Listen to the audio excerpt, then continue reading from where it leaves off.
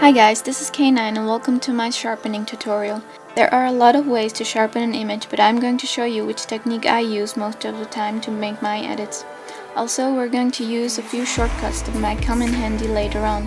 I have 3 pictures that I'm going to sharpen to show you guys that every image needs different approaches. Let's start with the first one. What you want to do here is click on the top layer and hit Ctrl J. That will automatically copy the layer and put it on top of the original layer. We are going to keep the original to compare it to the edited version. Then you will go to Filter, Sharpen, Smart Sharpen and apply these settings.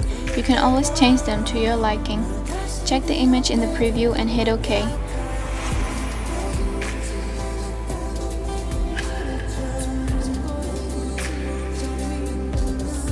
Keep in mind that the bottom layer is the original, which one you won't touch. What you will do next is copy the sharpened layer again with Ctrl J.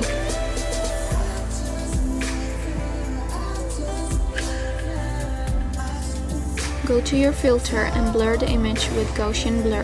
With these settings, again, you can change this to your liking. We just need the image to be a bit blurred, so the next step isn't harsh on the lines and edges. Go to your blending options and you can see all the possibilities that you can use for the layer. I usually start with screen, which makes the image instantly brighter, sometimes too bright, so I have to adjust it with the opacity. This is the reason we have a copied layer. When you're done playing with the opacity, we are going to merge the 2 top layers into one. Simply select the layers you want to merge and hit Ctrl E. The blurred blended screen layer will fall into the sharpened one. When you have done that, we're going to copy this layer again with Ctrl J, still keeping the original under it. So the next step is also a shortcut you can use, which is Ctrl F. What this shortcut does is apply the last used filter, which in our case is the Gaussian blur, but you can always go to your filter and do it step by step. So blur the image with Ctrl F and check if it worked in your history panel or in the image itself. What we're going to do next is apply another blending option. The second blend I use is Soft Light.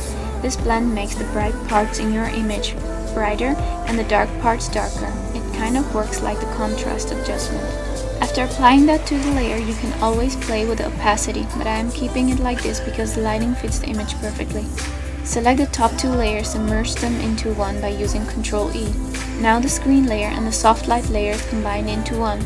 The next step is to copy the layer again with Ctrl J and go ahead use Ctrl F to blur the image directly. Or you can go to your filter to do this. The last blending option I will use is Darken. This makes all the lines in the image a bit blurry, so we are going to adjust the opacity. I mostly tend to use 40% or 30% depending on the image. Go ahead and merge the 2 top layers again with Ctrl E and copy it with Ctrl J one last time. This time we won't blur the image with Ctrl F, but we will sharpen it. Since our last used filter is Gaussian blur, we can't use the shortcut for sharpening, so you will have to go to your filter and do it step by step. Pick Smart Sharpen and hit OK with the same settings. Adjust the layer opacity to your liking and merge the 2 top layers into one for the last time. And you're done.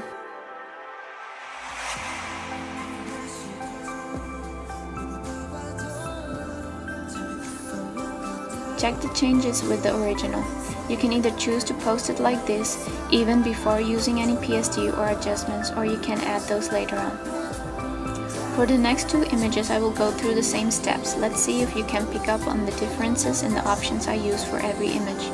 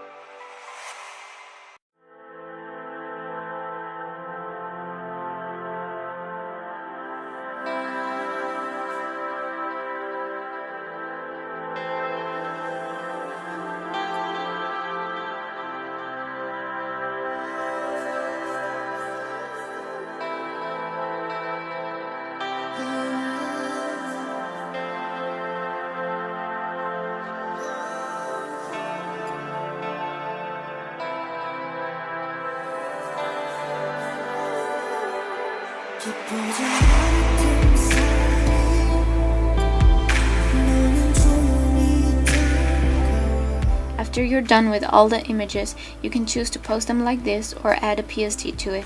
You can edit them separately, or you can use the same PSD for all of the images. Since these 3 images are almost the same, I will add a few adjustments which will apply to all of them. Out of the adjustments, I tend to mostly use only 3 options, which are curves, vibrance, and selective color. I will skip curves this time since the image has enough lighting and it doesn't need more contrast. I will use selective color to slightly change the color of Luhan's clothes.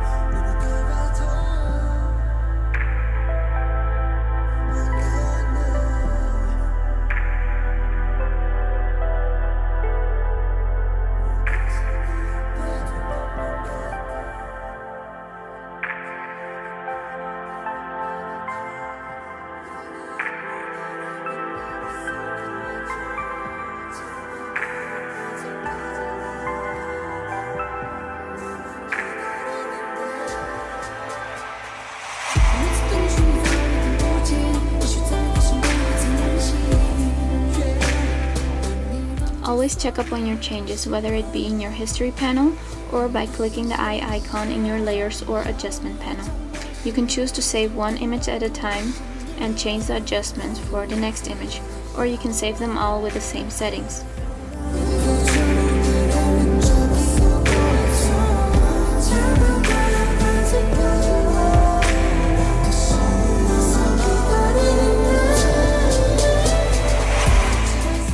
Well, this is it. I hope it made sense to you guys. Comment below if you're confused about anything or if you have any questions at all. Thank you for watching.